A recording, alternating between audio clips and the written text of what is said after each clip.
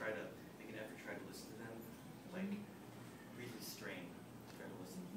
And if you're really straining to listen to someone, how is your emotional response or your mood in response to that person that's speaking? It's like too much energy, too lazy to make an effort. So you kind of give up. You're like, whatever. Yeah. What are some other, Jeff, you had said that you had?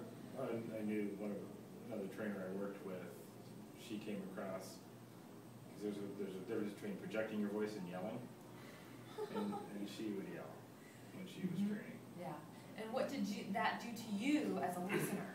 I wanted to scream and leave the room. I found it very irritating. Yes.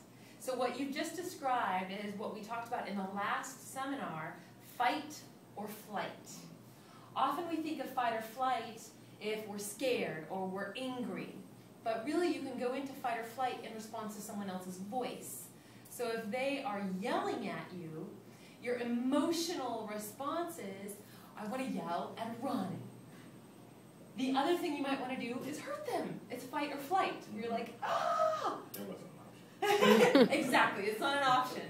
But what you're describing is fight or flight. So your voice can have an impact on your listener, can have an impact on your employees. That they may want to fight with you or just run away from you. So I want to sort of wake up your awareness around your voice and the impact that your voice has on your audience, on your listener. So right now, without changing anything with how you're sitting in the chair, take a moment and scan your body. And you don't even have to really look with your eyes. You have what's called a kinesthetic sense. And your kinesthetic sense tells you where you are in space and what you're doing with your body, where you're tightening muscles, how tall you are, whether you're collapsing in your shoulders. And in that kinesthetic scan, what's something you notice about how you're sitting right now? My shoulders are a little forward, like C-shape. So with your shoulders rolling a little bit forward, now we're going to sort of look at the effect that that small pattern has on the rest of your body, on your instrument.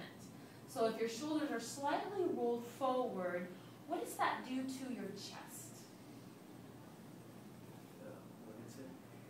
It limits it, it narrows your chest. What does that do to your rib cage and the base of your rib cage down here? Your shoulders going forward and your chest narrowing. Keeps it from moving through its full range.